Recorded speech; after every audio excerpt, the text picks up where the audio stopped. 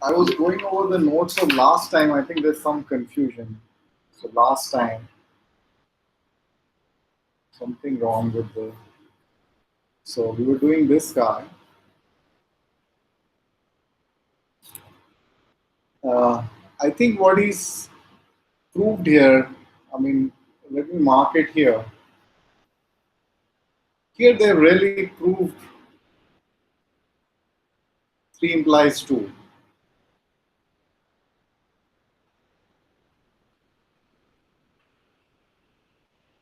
So they proved 1 implies 2, that's fine. 2 implies 3 is fine.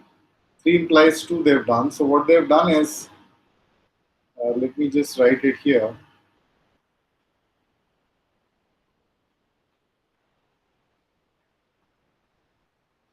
So they implied 1 implies 2, and then 2 is equivalent to 3. But now this is trivial. So this is easy because what is 2 saying? 2 is saying T has P minus 1 edges and no cycles, and 3 is saying T has P minus 1 edges and is connected.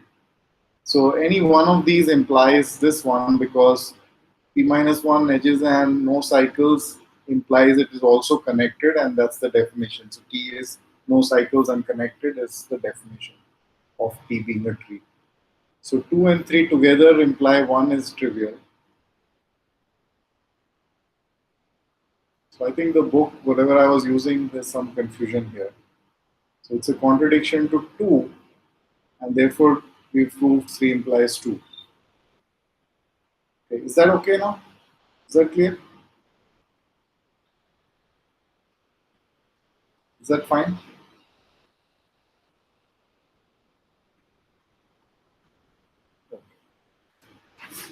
So we continue with the graph theory.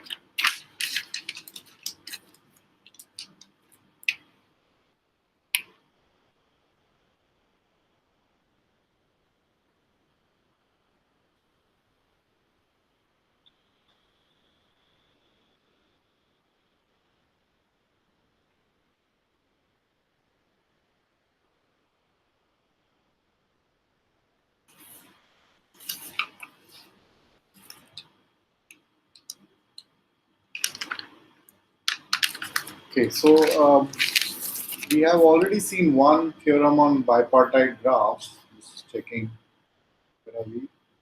We have done trees, Eulerian trail.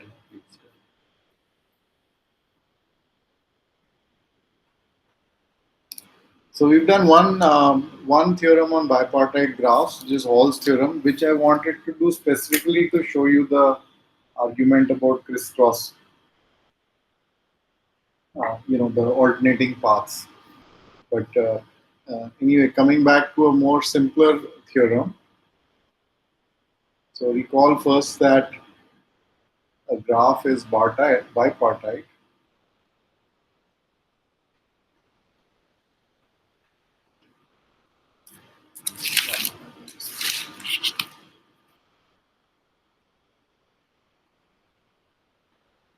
If the vertex set V can be partitioned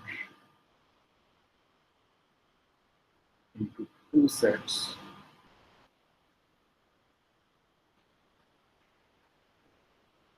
Let's call them now B and R.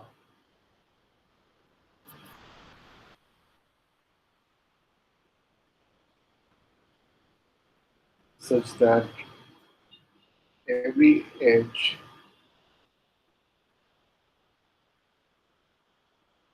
joins a vertex from B to R.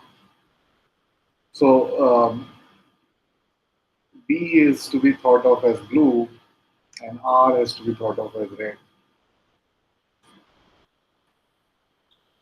So you can think of it as 2 colors are given to the vertices, and the edges join blue and red things. So an example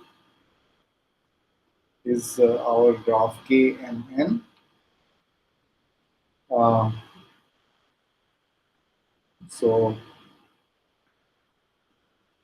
it's a complete graph, complete bipartite graphs. So the blue ones are M in number, and the red ones are, let's say, N in number.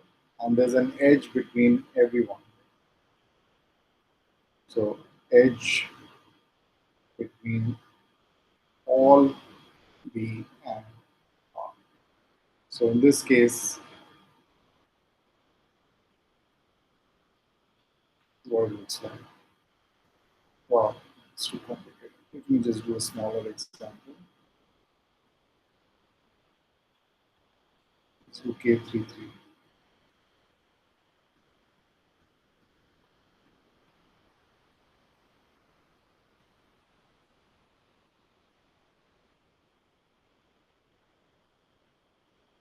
This is K33. And another example is um, circuits. So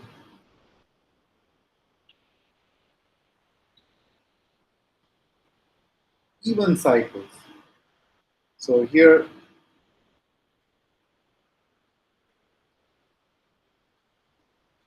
this is not a bipartite.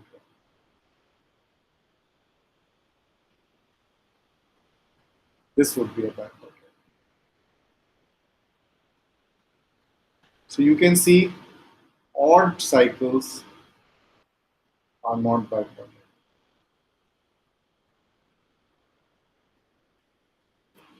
Because whenever when you start putting one in blue and one in red, you realize that there is a problem here because this one is adjacent to this. So here is a theorem. A graph G is bipartite if and only if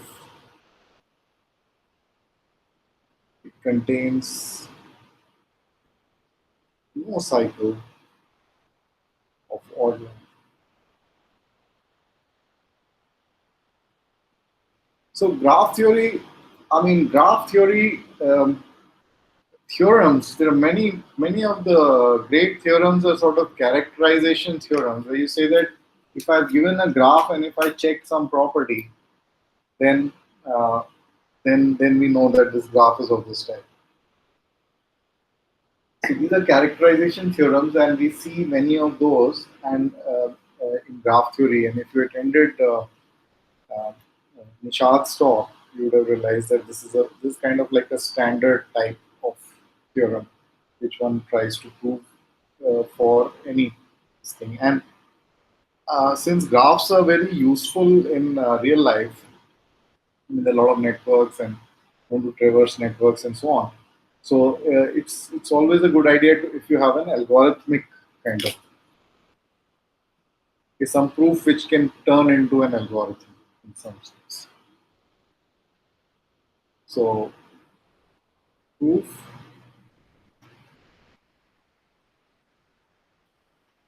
This way is okay. Um, I mean, if uh, graph has a cycle of odd length, it cannot be bipartite.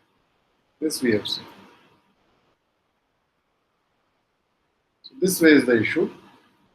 Um, that suppose G contains uh, no odd cycle,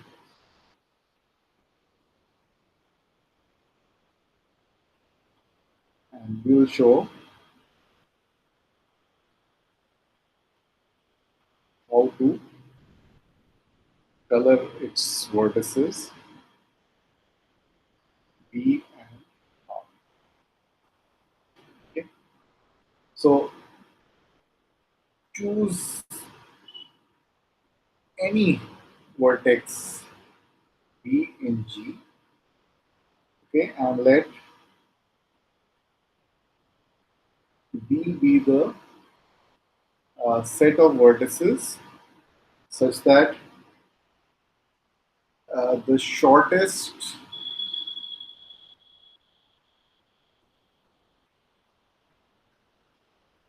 mm,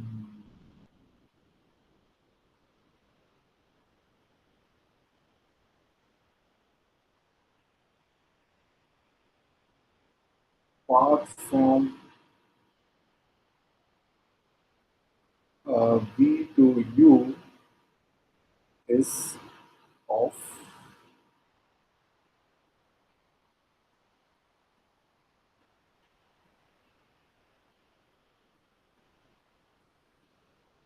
even length.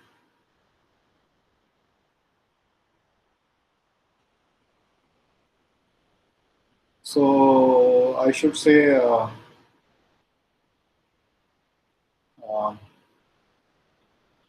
somewhere that without loss of generality, the G be connected.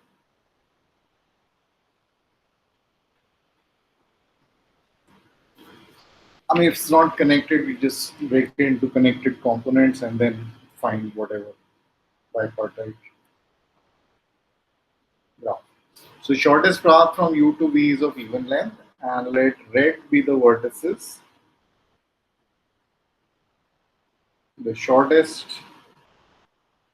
path from V to U is of odd length.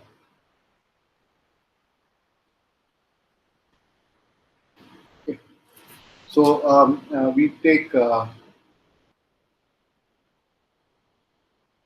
V to be in B.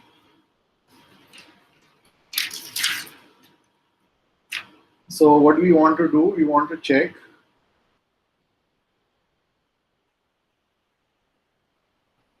there is no edge xy such that xy belongs to V or xy both belong to R. Okay. So let's consider uh, xy belongs to B and find the contradiction. Okay. So here is V. Let's say here is x and y, and there is an edge between x and y. And so let P Vx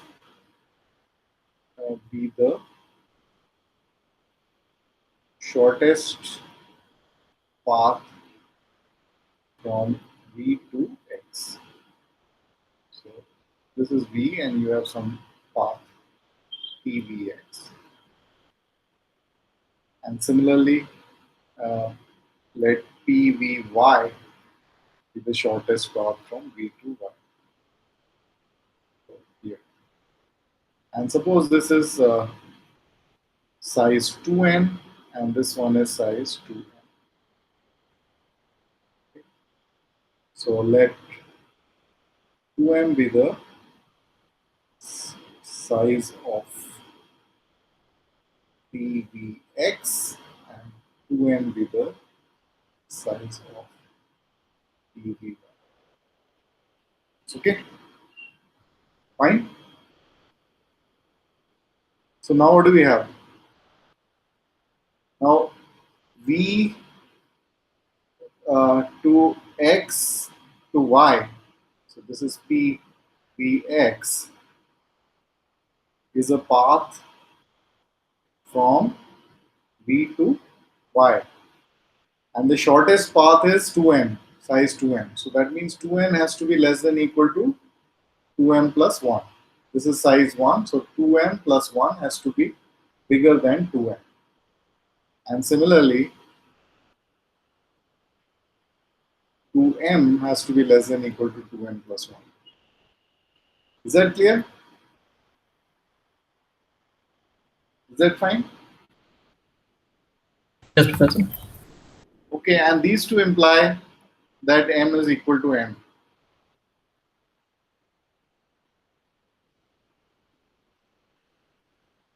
Do they imply that? I mean, this means that the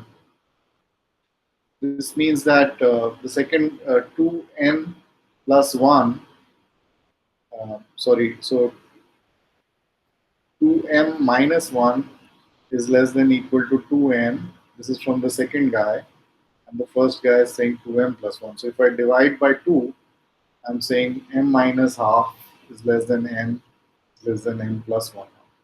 So n has to be equal to n.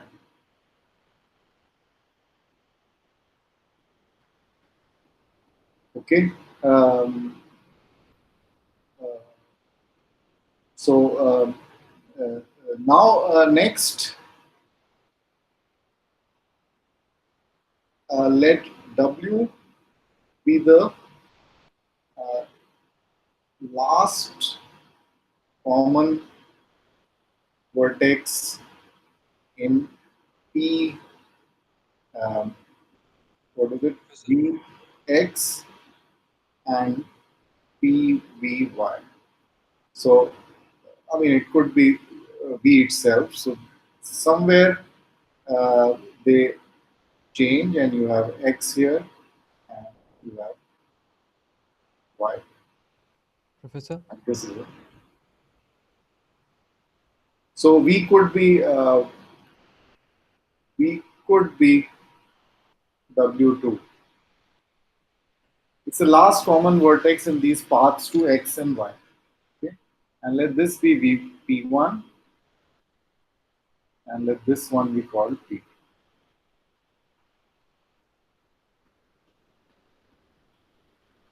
So, you know, um, uh, this whole thing is equal to this whole thing, and this is also equal. So this length is equal to this length. So consider W P1. So you follow W to X by P1. Then you go to Y. Then you follow to W with the reverse of P2. This is a cycle of odd length, right? Because this is equal to this, so it's 2 times whatever k plus 1, and that's a contradiction. So xy is not in a similar argument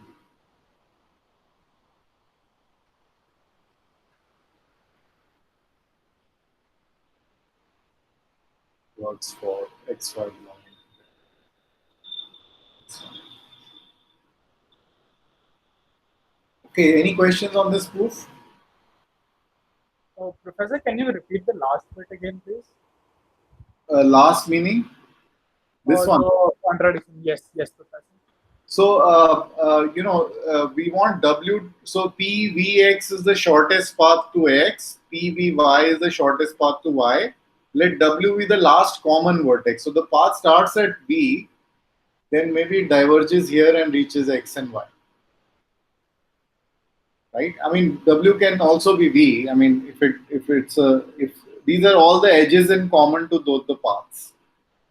Okay, now you take W and you go along this path to X, then go to Y and then come back to W. That's a cycle. And the length of P1 has to be length of P2 because PVX and PVY, we just proved they are the same length. Both are M and N. These are common. So whatever these are common. Whatever number of edges come here, whatever number of edges come here, they are the same. So now we have a cycle of odd length, and what did we say? We say, what were we proving? We assume that there are no cycles of odd length. So But we contain no odd cycles. Um, Professor, how can we claim like such a W will exist? Maybe X can reach to like say that other point V from some other side. I'm not getting why such a W will always exist. Like, Well, maybe it doesn't exist. Maybe W is V. I'm just saying it's the last common vertex. The last common vertex, I mean, could have no common vertex except for V. I see. So suppose you have a path like this and the path like this and then XY, that's fine too. I mean, what I want is a cycle. Yeah, So this whole thing is M, this whole thing is N, M is equal to M, 2N, they are equal. So this, whatever it is, I'm interested in cycle. I mean, the yeah. Got it. if I Yeah, do PVX minus this, I don't know whether it's a cycle, but this one I'm sure of it being a cycle. I see. Yeah, And you want a cycle of odd length, so that's a contradiction, so it has to be. So all these, so there's no edge between two vertices of B, and that's it. oh, Professor, Yeah. we don't even need to consider. Oh, okay, never mind. No, I was thinking that we don't need to consider the case for W, that we can just take the path Vx, Xy, and Yv. But then I realized that it may not be a cycle. Yes.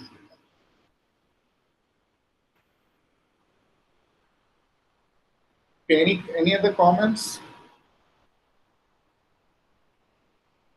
I mean, this shows that every tree is bipartite because it has no cycles. I mean, so forget about cycles of odd length,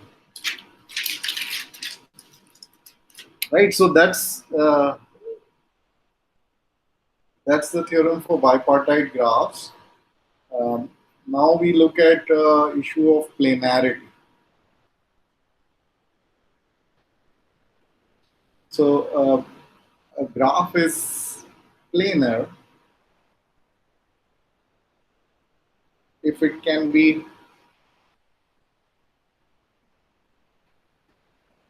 drawn um, in the plane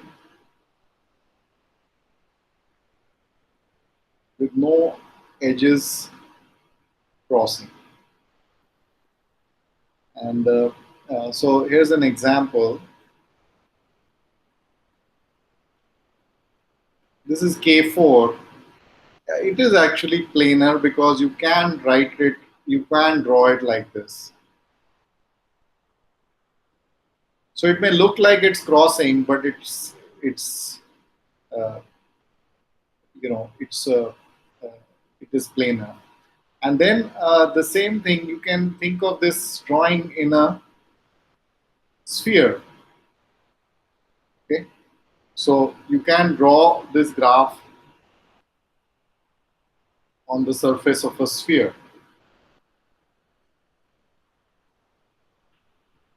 So all this outside region is the other side. So it's equivalent. Okay, and the first theorem in this domain is also Euler's formula.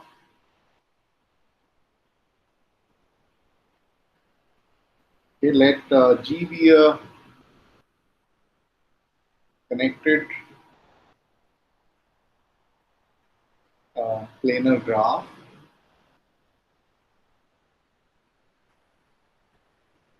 Let V be the number of vertices, E be the number of edges, and F be the number of faces.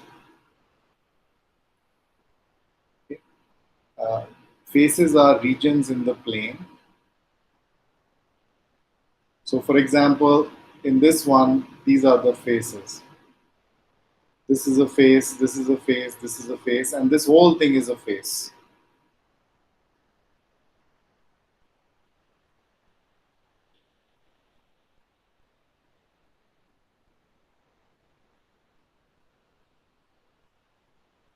then V minus E plus F is equal to 2.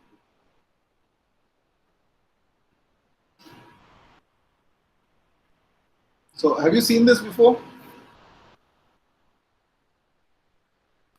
Yes. Okay. So this is very yeah.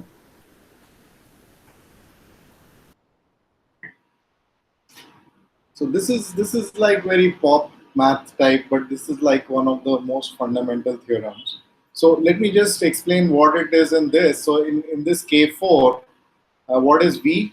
It's 1, 2, 3, 4. Edges 1, 2, 3, 4, 5, 6. And faces are, we just counted 4. So 4 minus 6 plus 4, is it equal to 2? And answer is yes. Professor, Yeah. I don't think I understand the definition of faces. It's So faces is if you draw it on the surface of a sphere, um, um, then what are the regions in the plane which are that's the number of regions. So suppose you have a map, for example, of various countries, and you draw it on a sphere.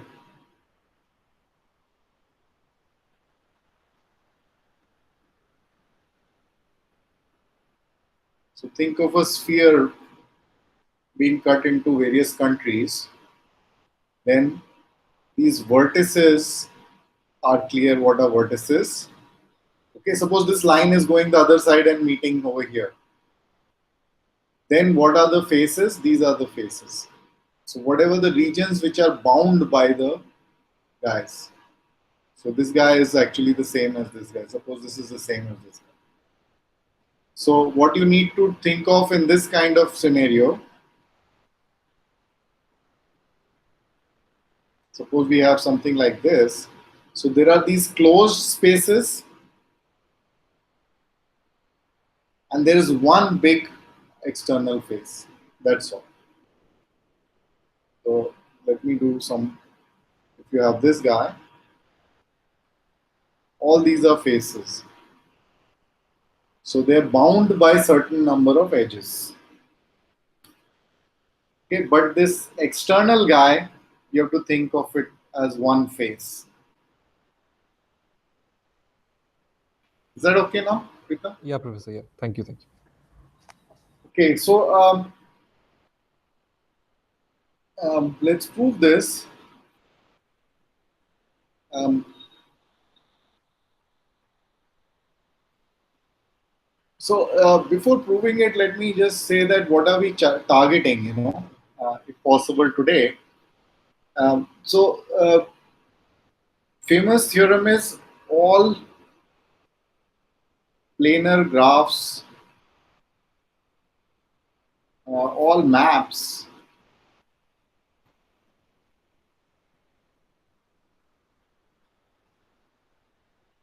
can be colored in 4 colors.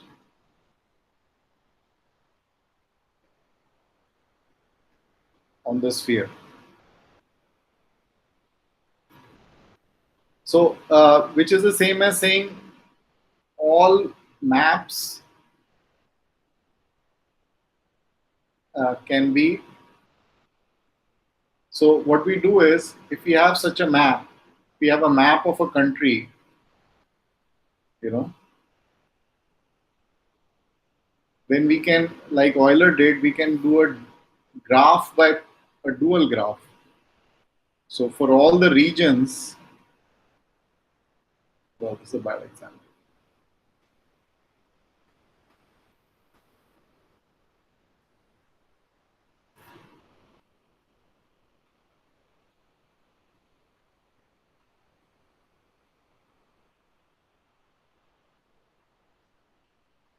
Suppose this is a map. These are all various countries. What I can do is I can do a dual graph and put all regions as points. And if the region is, if the regions are connected, right, then I can draw a map and everything is connected to this guy.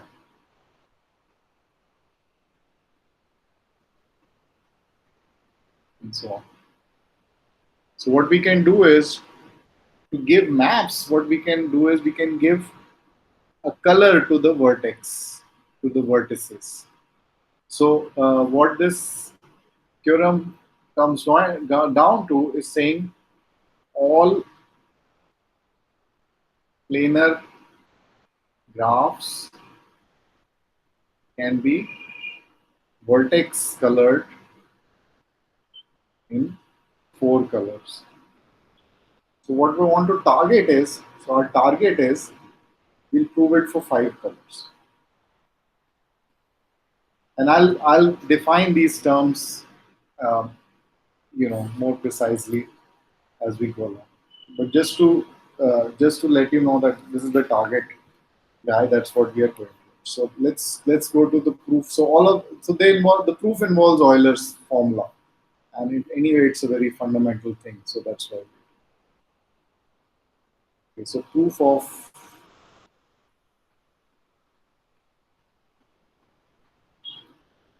Euler's formula. Okay. So proof is very simple. If there is a cycle,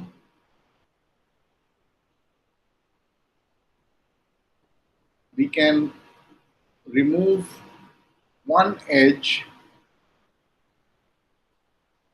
to reduce the number of faces by 1, and also reduce the number of edges by 1. Faisal, just a second. Why there are two edges between the outer vertex and the vertex which is inside a square? So this one. Here, Yeah. Why there are two edges? I mean, are you saying there should be 3? No, no. I'm saying according to me it should be like one only. Only. No, So actually like there should be 3. So every edge, so let me make it bigger.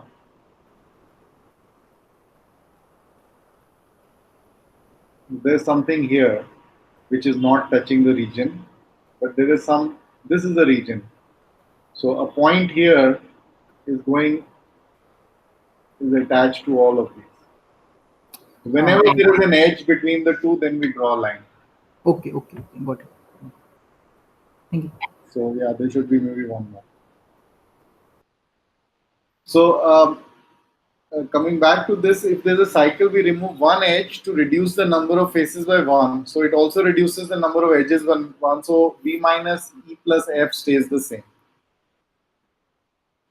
Yeah, and so you keep doing that. So continue removing an edge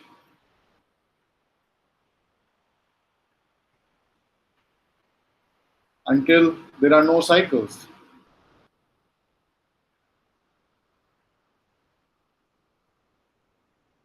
But graph remains connected.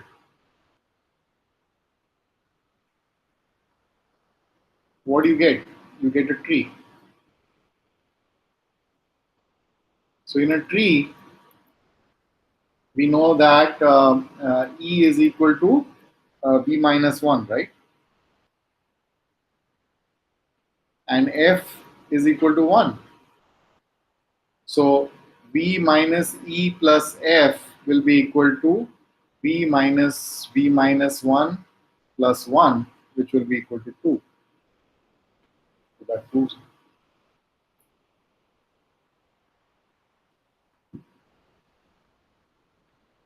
You get the proof?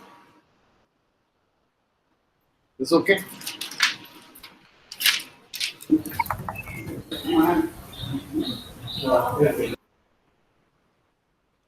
Yeah, Dhruv? I couldn't hear you. Yeah, that's right. Okay. Any queries, Pritam? Yeah, I was thinking, Professor. So, how is it always ensured that removing an edge from a cycle, it always reduces the number of faces by exactly one? Yeah, so I mean, an edge is between two faces, right? Yes, Professor.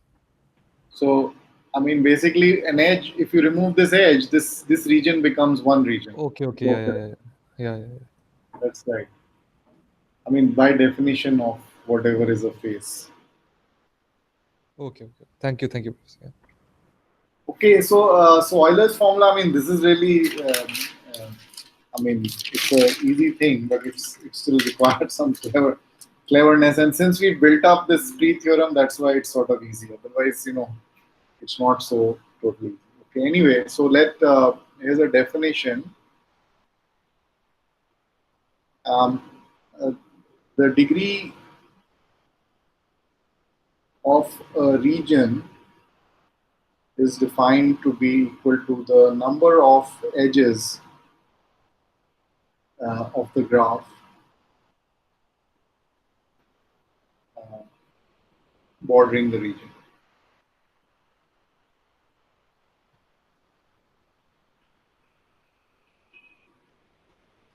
Okay, so um, let's just do our favorite example.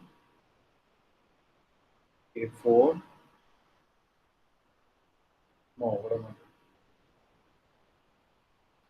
This guy.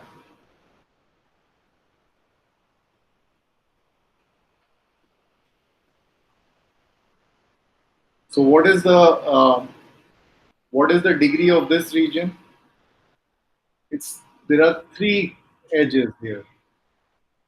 What's the degree of this guy? It's also three. This guy also three, and here it is Four. also right. And let's try another example, which is a little bit more complicated.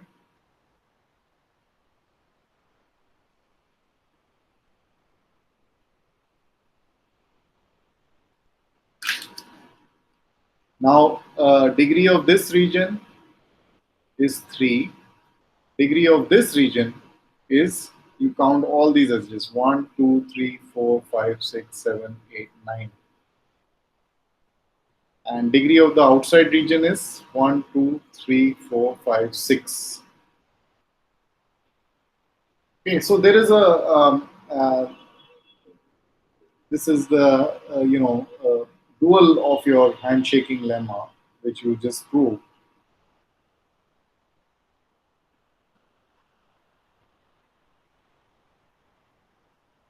That the sum of degrees of region is equal to 2 times the number of edges. Right? I mean, it's the same thing. Why is it dual? Because I could put a vertex and make a dual graph and so on, but it's essentially the same argument. Professor, so would that graph be the same as this one which we have? Which graph?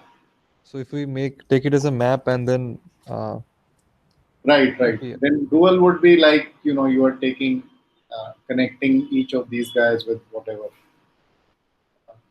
Putting a vertex here and connecting the edges to the other region. That's a dual. But in any case, this uh, this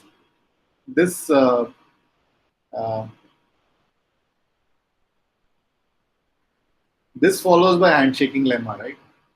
Because degree of a region is number of edges. I mean, it's the same thing as handshaking, similar number of edges in a graph. So if you count the number of regions, if you count the number of regions, comma edges. So if you count all the edges for every regions, you'll get sum of the degrees of the region. And if you count all the edges, each edge is between two regions. So this has to be 2 edge. So same proof as you did for vertices, right? Okay, so next theorem. Um,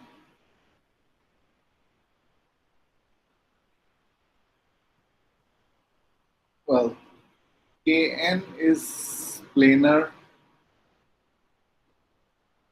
if and only if n is less than equal to 4. So actually, K1, K2, K3, K4 are planar, and Kn is contained in Km if n is less than m. So all we need to show is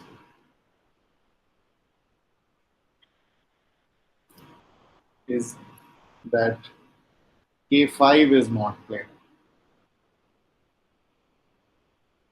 So just to remind you, what is K5?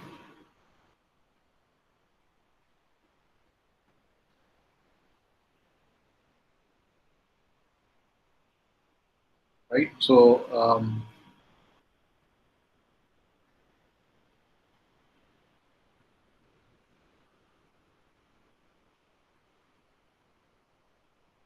all possible. You can see why I didn't become a graph theorist, because I have a real hard time drawing graphs. So in fact, it's really a reason because my professor. So first I did the first graph theory course where I learned all this stuff was done by Professor Ray Chaudhary, who was who's not a graph theorist. He was a design theorist and a coding theory. So he was much calmer.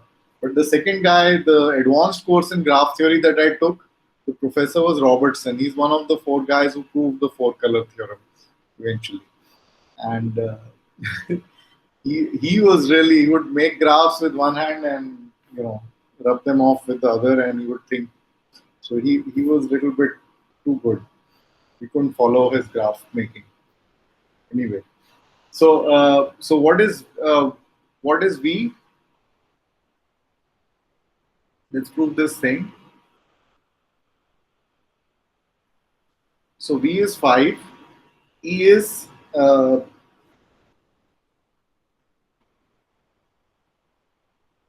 so every pair of vertices have an edge. So what is E? That's 10. And if it's planar,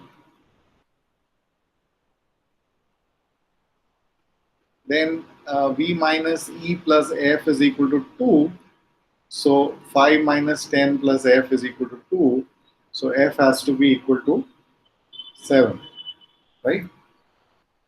Now, each region, so this is a simple graph, each region um, has to be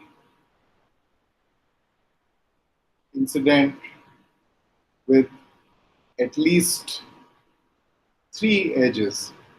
So there are no edges like, there's no regions like this. It's a simple graph, right? So this is the minimum. So this would imply that um, the sum of the degrees of regions is bigger than equal to 7 into 3, which is 21, right? And this has to be, um, uh, this can't be, this is bigger than 2 times E, which is 20. So that's a contradiction. So contradiction to previous guy. Handshaking lemon. Sum of the degrees the region has to be equal to 2E. But we are saying that some of the regions has to be bigger than this. Is that clear, the argument?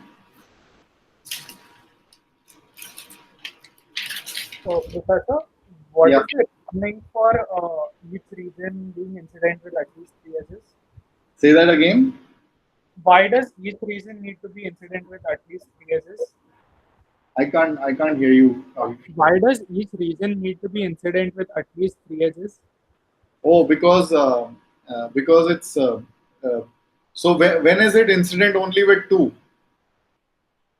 When it is something like this, or it's something like this. So this is a region, and this is a region which is incident only with 2.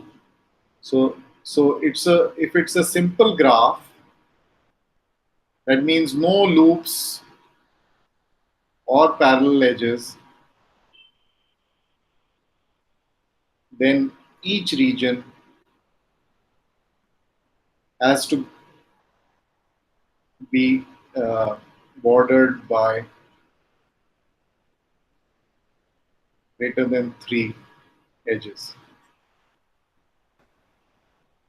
So this is really important point.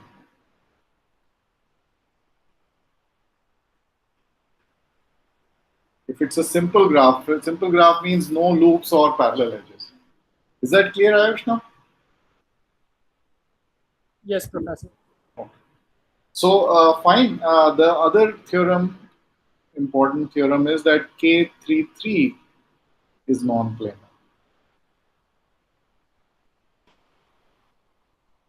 I mean, arguments with the um, with Euler's thing are these simple, clever arguments. So K33 is this guy.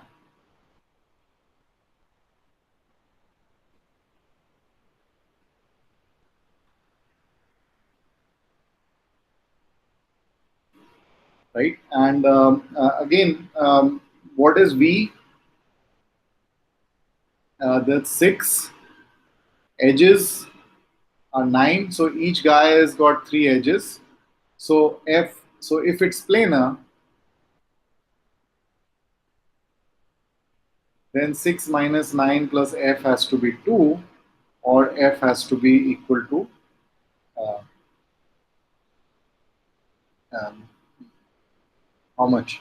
5, right? Okay. Since it's bipartite, each cycle is of even length. So now each region must have bigger than equal to 4 edges bordering it. So it can't have 3, it has to have 4. So this implies that the sum of the degrees of the regions is going to be bigger than equal to 4 times f,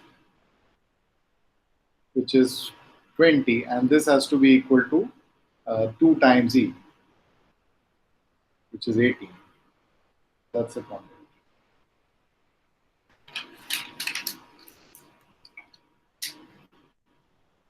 Okay, any questions? No, Professor. Or yes? No, no, no. Okay. So, I mean, these are clever proofs. So you try proving them on your own. It's not so easy. But yeah, I mean, you can eventually get them by just using some, you know, some kalakari, as they say in the business. So Kurotowski's theorem, which I won't prove, a graph is planar if and only if it does not contain A5, contain, let me write this down, subdivision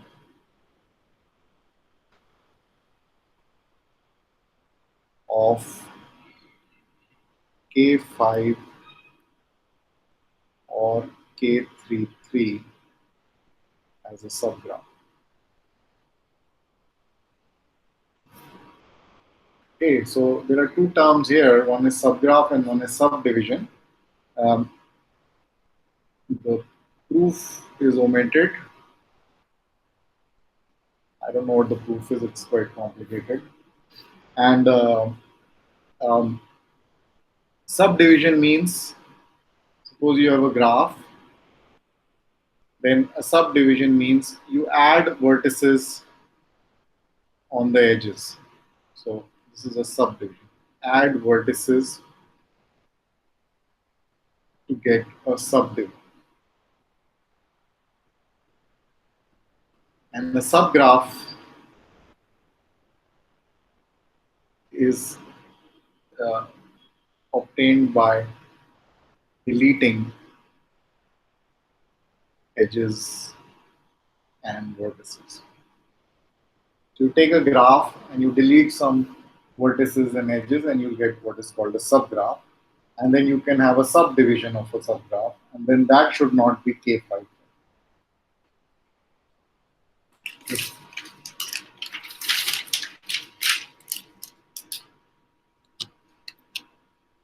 Okay, so next we have a proposition. I don't know why I call them proposition or theorems. Sometimes they're as good as theorems. Led, I mean, mostly it's from whichever book I'm looking at. Let G be a connected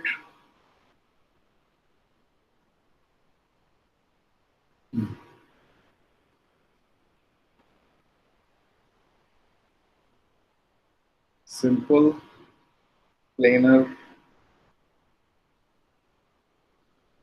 graph with number of vertices more than equal to 3 vertices.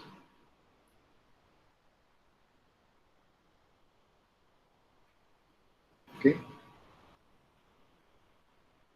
Then E is less than equal to 3V minus 6. So, I mean, we've already done this. So, note that 2 times E, which is the sum of the degrees of the faces, is going to be bigger than equal to 3 times the F. Right? So, the each face has at least 3 edges incident. So the degrees of phases has to be bigger. So this is a reality, and this implies in particular, which we want to use, is that 3e minus 3f is bigger than equal to e. So this just follows by adding e on both sides and bringing 3f on this side. Okay, so we use this now. Um, by Euler's formula,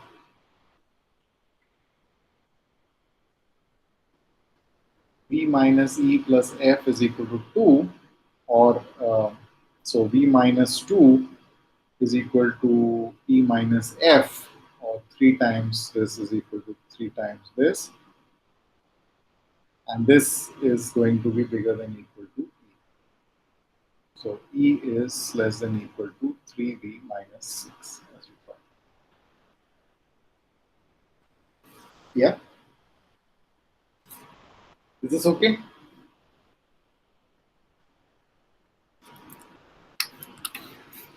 Okay, I think. Ah, we are approaching the theorem. So one more theorem from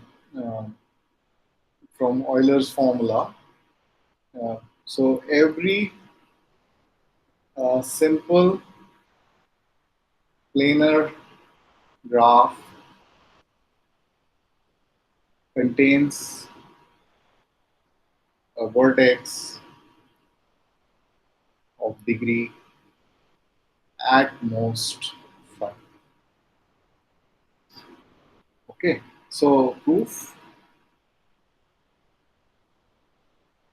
If not, then 2e would be equal to, so this is the degree of VI's, this will be bigger than 6 times V, because if that isn't, so we'll get, so 6V is less than equal to 2E, which will be less than equal to 2 times 3V minus 6, which is 6V minus 12. So that's a contradiction. So 6V cannot be less than 6V minus 12.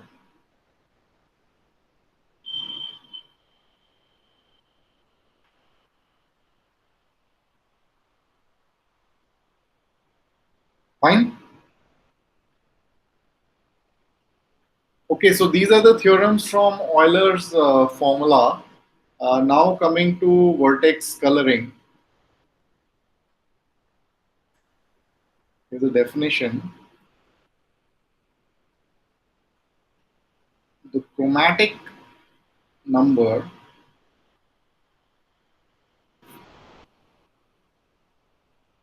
chi g of a graph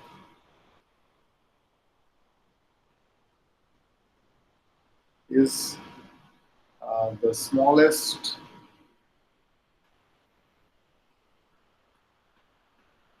value of k for which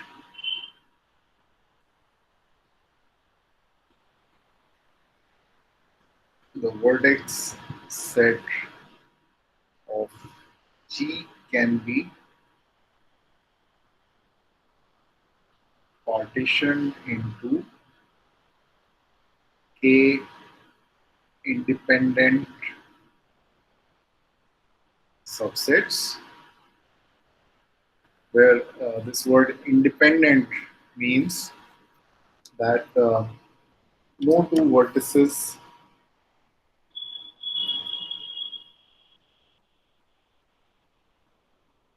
are adjacent to each other.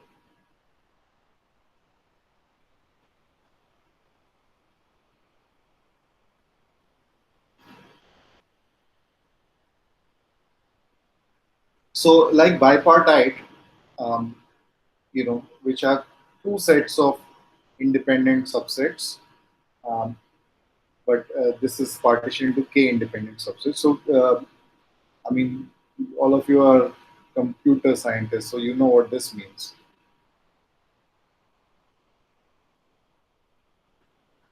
What does this mean? Well, Oh, if you Professor, can, what's that? What have you written? yeah, maybe if I write it so that you can read it. Chroma. Chroma means color. Chromatic comes from color. How many colors um, can you color a graph in? So, example, a bipartite graph. G chromatic number is 2, right? Um, for a complete graph, Kn, the bipartite, uh, the number is n because each vertex is connected to every other vertex. So you can't color. Suppose I'm coloring these vertices, right? Suppose I give this color, then I have to give this one some other color, this one third color, and this one a fourth color. And because all the other guys are adjacent, so we have to give different colors. So k of n, the chromatic number of k of n is n, right?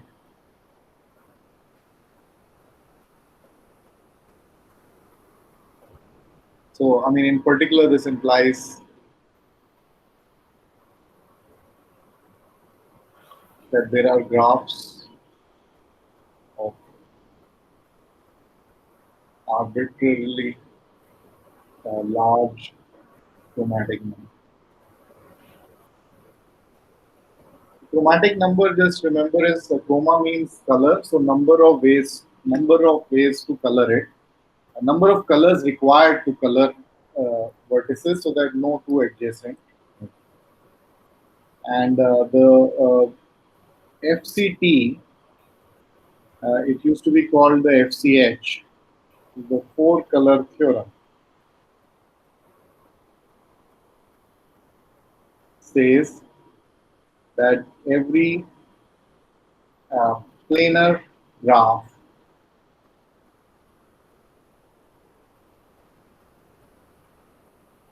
can be colored four colors. So this was proved by Appel and Hawken in 1976. So these guys were computer scientists, and they had some issues with this and with the proof. So two issues were there. Which one was, I think this was the first major theorem proved using a computer.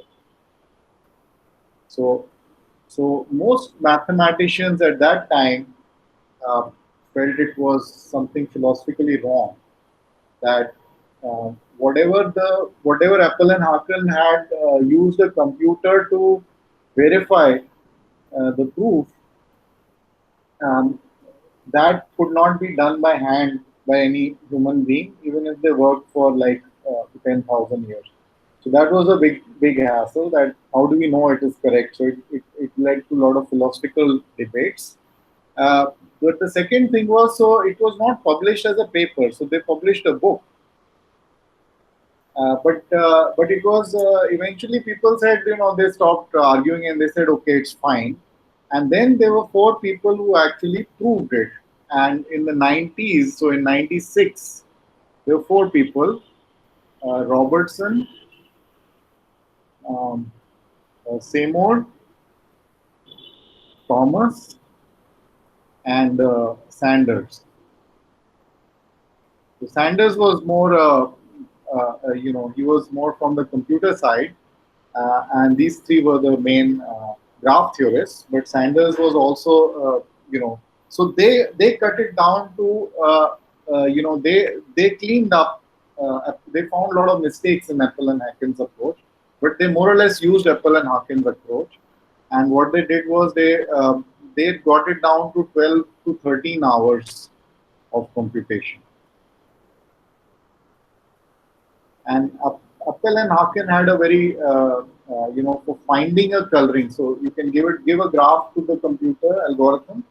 They had an order n risk of 4 um, thing, which was not really practical. So what these guys did was they gave a quadratic algorithm for this as a byproduct of their proof.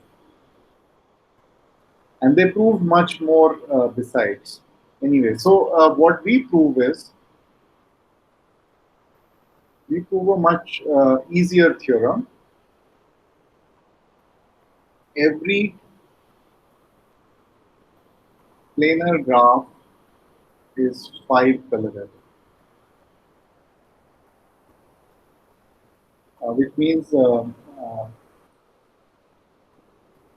the chromatic number of every planar graph is 5 or less. Okay? And this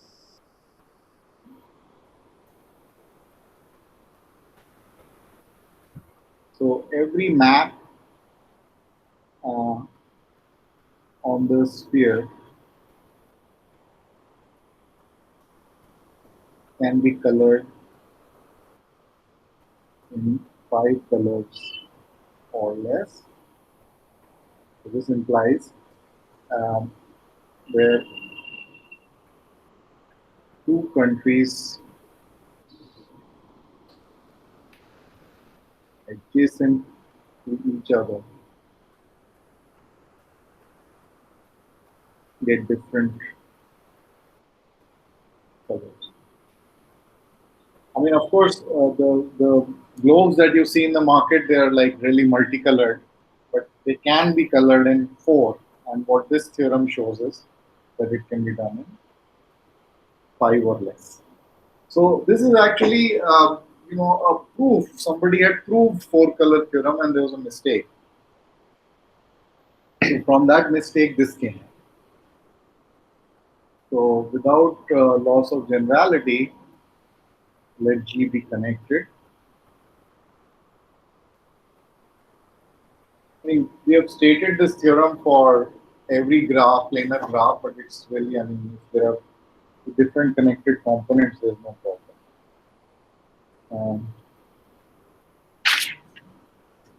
So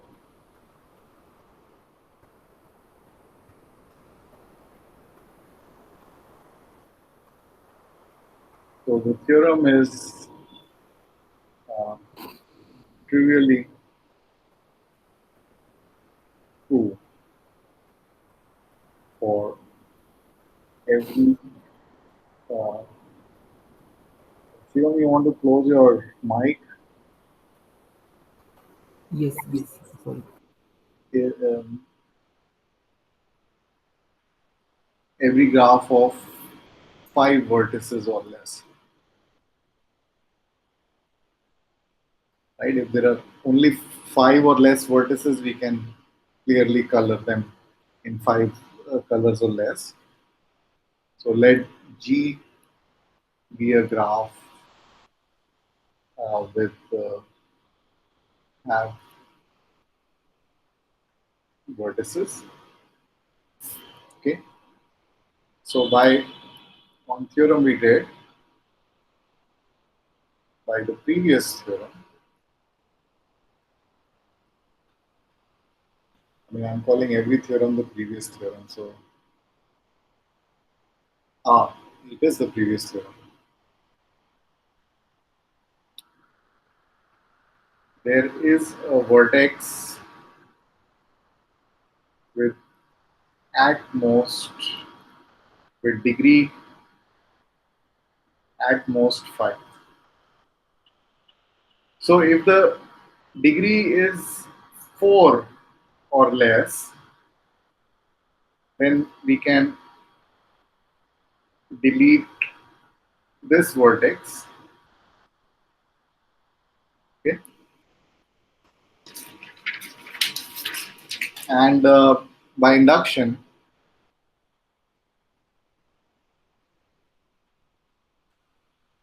color the rest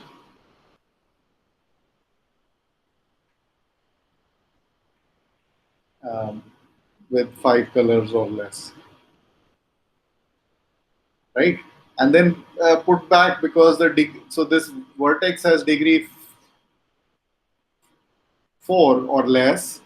So whatever the colors were there, if you remove this graph, there are 4 colors. So you can use the 5th color to color this guy. So without this vertex, the graph is less than equal to, um, you know, B vertices, and then you can color this one with the 5th. So that's no problem. So if the vertex B has exactly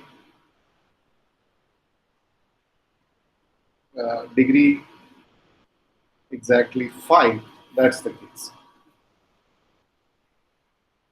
So this is the situation. So you have V, and let me just put them V1, V2, V3, V4, and V5. Okay. So now there are 2 vertices, let's say V1 and V3, such that there is no edge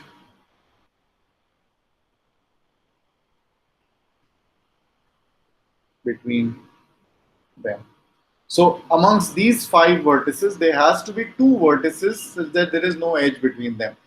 Suppose not. Why not? Why? Otherwise, there will be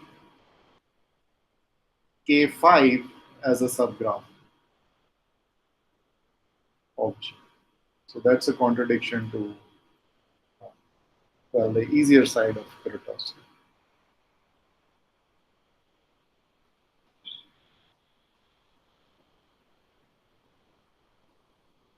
Right? Because K5 was not planar. So any graph which contains K5 as a subgraph cannot be planar.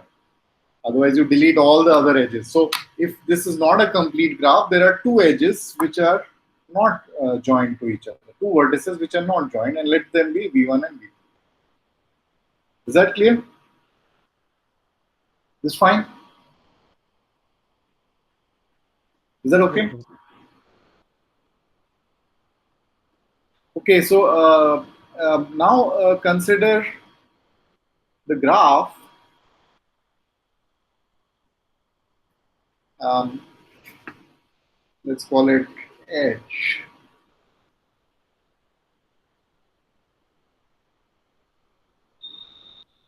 Let's not call it anything. Consider graph obtained by contracting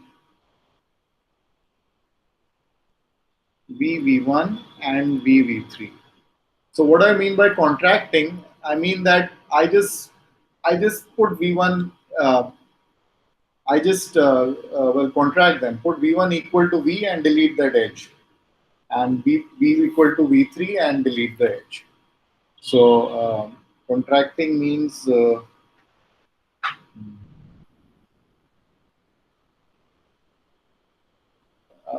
make V1 a vertex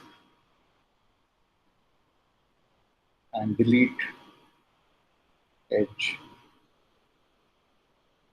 VV1. I don't know, one vertex and delete the edge. And same thing you do for V2. Okay, so now the rest of the graph is still well connected and planar with lesser number of vertices. So by induction can be colored with 5 colors or less. Okay. So now put back the width. So let's V uh, be colored with a color with C1. Okay. Now put the edges back. So here's V. This was V1, V2, uh, V3, V4, and V5. And you have a color C here, C1. And let's say this has C2, this has C3, and this has C4. So this has color C1 here, let's say. What do? You give C1 to V1 and V3. Okay. C1, C2, C3, C4, and V and C5 to V. And this gives you a 5 coloring of G. Okay, so do you get that? So this V1, V3 didn't exist. So this V was given a color, some color, say C1. So what you do is you give V1, you give this color C1 to V1 and V3. Since they are not incident with each other, it's okay. I mean, it's still a nice vertex where it's they're independent sets. There's no edge between them. And now you give this C5 and you're done. So this completes the proof.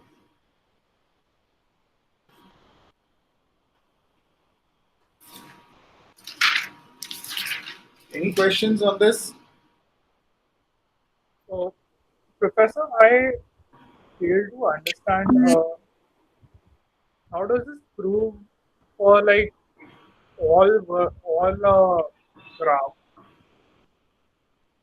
So it doesn't prove for all the graphs, it proves for all planar graphs. Yeah, but we have still only considered this the like one vertex, right? We've considered the coloring around one vertex. So how does that extend to the entire planar graph? Well, I mean, we assume by induction that it is true for some number of vertices, right? So we are using the strong form of induction, which says that if I can prove for anything less than k, then it is true for k. If I can prove that. So this is exactly what we've done. So for V vertices, I remove one vertex. By induction, it has some coloring, 5 coloring, and then I put back that vertex. And I got a graph with a lower number of vertices because I contracted V1 and V3, right? Then I put them back, and then I'm able to use the previous coloring to color this Y. So it's okay.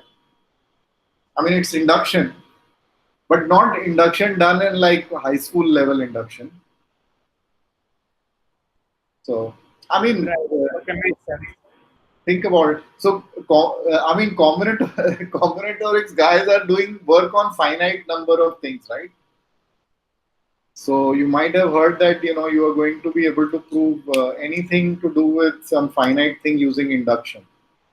But surely, I mean, the cleverness that they use clever induction in is like stunning. I mean, this is stunning. I think this proof is stunning. Uh, Whoever had got it first, it's an old proof, but you contract it, then by induction it follows, and it's a very very you can use this coloring to create a coloring. You can write an algorithm to create this. It's very very algorithmic. I mean, you can just use this induction and this recursion to color everything. You can write a program on this if you know how to represent graphs.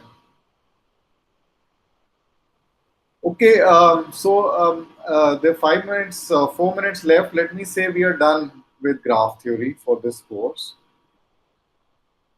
I might do one more theorem if we feel like, if I have time.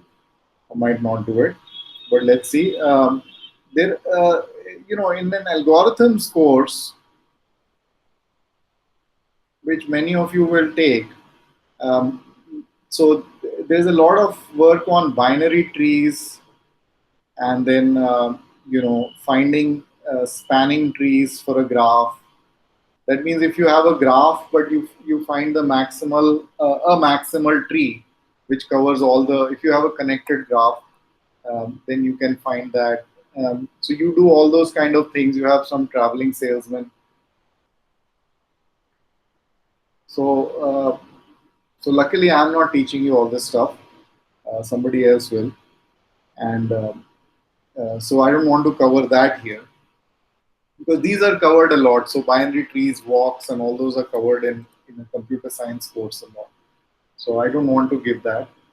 Even if you're doing mathematics and if you're interested in the applications of mathematics, I mean, even if you're majoring in math, algorithms course is a good idea. I mean, if you're doing, say, uh, you know, if you want to major in eventually do combinatorics, then it's a good idea. And to do some algorithms, that's what I did. I mean, I did a algorithms course just to see how combinatorics is applied, and then I saw a whole new side of combinatorics.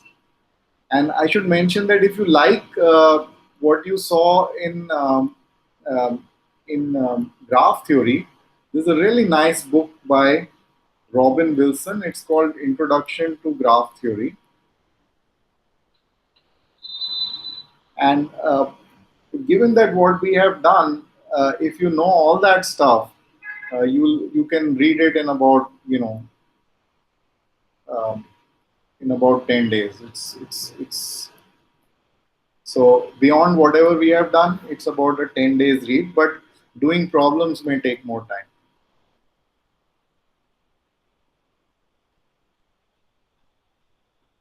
But this is an excellent book, which is highly recommended by Robin Wilson. It's a very very elegant book. The way he's done the proofs and all, it's just made. So a lot of my proofs are from him, and especially this last one. It's just he just makes it like easy enough that anybody can understand it. So this is if you're interested in graph theory, in continuing with graph theory. Okay, otherwise, I think we are done. There is one more result that I would have liked to do, but maybe I'm not. It's called the n raised per n minus 2 theorem. So this is the number of uh, binary number of trees on n vertices, labeled trees. So there's a theorem of Cayley. We made it depending on my mood and whether we reach somewhere. But otherwise, I think what you got is a very quick and brief introduction to graph theory. It's a huge area, and I'm certainly not the expert in that area. And a lot of computer scientists do work on networks and graphs. And let's see. I mean, if I can. I mean, I want to. I think I'm done more or less with this. I don't really want to do anything more. Hall's theorem and Kinnick's theorem, those kind of things come up. Again, there is a network. There's a network approach to doing that. That is also covered in algorithms sometimes. So I don't want to touch it here because you'll probably see it later. Even if you don't, it's not a big miss. All right. So thank you very much. Any questions on today's lecture? Professor, Yeah. how much more math would be required to be able to like understand the proof of the four-color graph theorem? Well, I don't know the answer to that. The papers are available online. If you just refer to these guys. Nobody's really cleaned up their proof and improved it. They're big fat papers. But if you just check these guys, Robertson, Seymour, Thomas, and Sanders, it's 90% is just cleverness and whatever. So basically, um, they have. I mean, I can share that their link to a paper where they describe the proof. Uh, so Robertson taught me, and what at that time he was developing the proof. So they were just writing up the proof. So they had almost done it at that time when he was teaching me, and he was teaching me from a book by a guy called Tut. So William Tart, and this had a huge set of. So this had some background information. Um, I mean, it was. I mean, graph theory techniques are their own. There was some topological ideas, but not that many. Mostly, it was clever tricks here and there, and then I think at some level they did use some topology.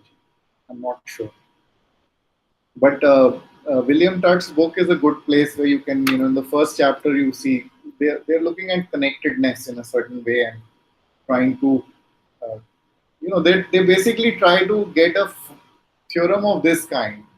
So here, Kuratowski's theorem. So what they're saying is that here these two guys are forbidden minors or subgraphs. So if it's subdivision is sort of opposite of contraction. What we did, we combined. If you combine these two guys, if you combine these two things, then it becomes one vertex. It's a contraction. So subdivision is kind of a uh, reverse of this contraction process. So what they proved was that four-color theorem. I mean, they basically cut it down into some finite set of uh, you know cases, and those cases they checked by a computer in about a day's computing. So the math came in sort of a theorem like this, that if a graph is doesn't have these configurations, then it is four colorable, and then proving that those configurations are all four colorable. So somehow saying that everything is four colorable. So yeah, I mean, it's complicated, but it's not. I mean, it doesn't require that much math. I would say it's very great amount of cleverness is what is required, and maybe some topology. So I hope that answers your question. Yes, Professor. Professor, can you